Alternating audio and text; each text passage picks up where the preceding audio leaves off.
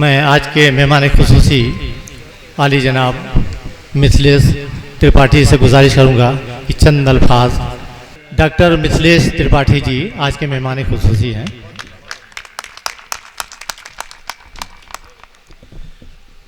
अखिल भारतीय मुशायरा सम्मेलन आज हुसैनपुर ग्राम में हो रहा है। ये मेरे जीवन का पहला मुशायरा सम्मेलन है, इसलिए मैं हृदय से अभिनंदन करूंगा यहाँ के कन्वीनर मंजर हुसैन जी का, जिन्होंने मुझे आमंत्रित किया। सौभाग्यशाली कि इस मंच पर हमारे गुरुजी आदरणीय ताज मोहम्मद साहब जी उपस्थित हैं, आदरणीय याकूब मार साहब भी उपस्थित हैं। मंच पर उपस्थित पूरे देश भर में अपने आवाज की हनक पैदा करके आम जनमानस में उर्दू भाषा के प्रति लोगों का लगाव बढ़े, जो उसकी कशिश है उसको नीचे तक पहुंचाने का काम करने वाले, जन जन तक उस भाषा की लोकप्रियता को बढ़ाने के लिए मंच पर उपस्थित भारत के सर्वश्रेष्ठ मुशायरा जन जो कवि हैं यहाँ उपस्थित हैं। मैं हृदय से उनका अभिनंदन करता हूं, उनका स्वागत करता हूं।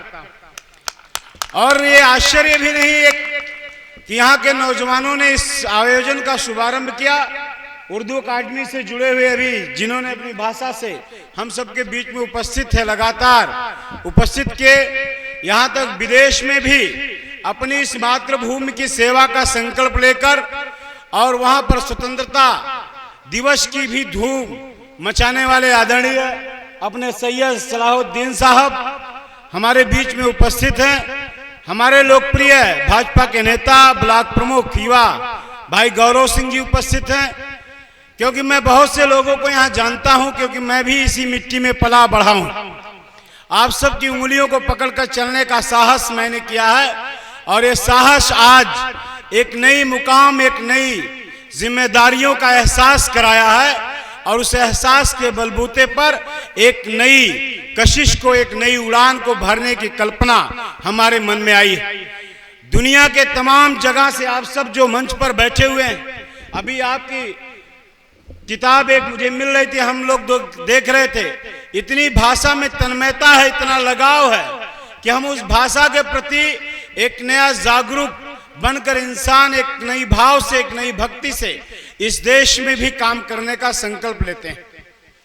आप सब क्योंकि लंबा समय से अपना समय दिए हैं, 8:30 बजे से मैं देख रहा था कि लोग आ रहे थे, और अपना सब महत्वपूर्ण समय देकर इस मुशायरा को सफल करने का, क्योंकि शुरुआत एक जगह से होती है और चंद नौजवानों ने मिलकर इसकी शुरुआत की। हमारे बीच में अभी टांडा विधानसभा से प्रत्याशी रही किचौची साहब जी, कांग्रेस के वरिष्ठ नेता हैं। आप भी इस सम्मेलनों में लगातार अपनी बढ़ चढ़कर सहभागिता देते हैं। इस गांव के लोकप्रिय हमारे नेता अच्छन भाई जी भी उपस्थित हैं। आप सबका हृदय से साधुवाद व्यक्त करता हूं, अभिनंदन करता हूं। हमारी सरकार ने भी, अभी हमारे संचालक महोदय बता रहे थे, जगह जगह पर इस प्रकार के मुशायरे, कवि सम्मेलन, भाषा को जीवित करने का एक नया संकल्प लिया है। यानी ये आदरणीय देश के प्रधानमंत्री मोदी जी का संकल्प है कि हम किसी जाति, धर्म और मजहब के आधार पर काम करने वाले लोग नहीं। इस देश का प्रत्येक नागरिक, उनका भाव है कि हर व्यक्ति के उत्थान के लिए हम लोग काम करेंगे। वो किसी जाति, किसी धर्म और किसी मजहब से नहीं मतलब। और ये आज एक आंदोलन बन चुका है। एक मंच पर आ जाइए, देखिए कोई आपके बीच में जोरदार स्वागत करिए। हमारे बीच में बहुत दूर से चलकर आ रही हैं। आप सब लोगों का केवल प्रधानमंत्री जी का जो संकल्प है कि गांव गरीब के उत्थान के लिए काम करने का है, और ये उत्थान का संकल्प आज मैं देख रहा हूं, वो किसी भी जाति का हो, किसी भी धर्म का हो, किसी मजहब को मानने वाला हो, हमारी सरकार ने सबको समान अधिकार दिया है। और ये अधिकार हम सबके प्रयास के कारण से आज भारत का नाम दुनिया में सबसे आगे अग्रणी देशों में लिया जा रहा है। भारत का स्वाभिमान बढ़ा है। भारत देश के एकता, अखंडता के राज्य पर आगे बढ़ता हुआ बढ़ रहा। आप सबसे अनुरोध करते हुए कि आप सब जिस मुकाम और जिस हैसियत से काम कर रहे हैं, ये मिट्टी हमारी खुशबू है, इस मिट्टी की महक दुनिया में गूंजे, इसका संकल्प लेकर हम सबको काम करना चाहिए। भरा नहीं जो भाव से, बहती जिसमें रसधार नहीं, वह हृदय नहीं पत्थर है जिसमें स्वदेश का प्यार नहीं। तो ये संस्कृति हम जीते हैं वतन के लिए, और इस वतन के परिस्था के लिए, वतन के गुलवस्ती के लिए, वतन के बढ़ोतरी के लिए हम सबको एक नए मुकाम में, एक लक्ष्य में, एक दिशा में चलकर काम करना होगा।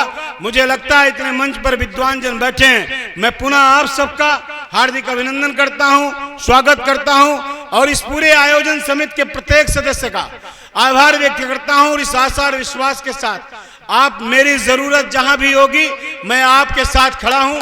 केवल शर्त इतनी है कि ईमानदारी से किया हुआ कार्य एक नेक रास्ते पर हमको ले जाने का काम करता है। तो नेक रास्ता हमको चुनना है, और एक नेक रास्ता भारत के प्रगति के लिए कितना योगदान देगा, ये आने वाले समय में जो नौजवान बैठे हैं उनका आह्वान करते हुए कि आप सब इस रास्ते पर आइए और एक नए मिशन पर, एक नए विजन पर, और उस विजन का नाम है ये देश आगे बढ़े। ये देश रहना चाहिए, हम रहे या ना रहे, ये वतन रहना चाहिए। आप सबका अभिनंदन करते हुए मैं अपनी वाणी को विराम देता हूं। बहुत बहुत धन्यवाद।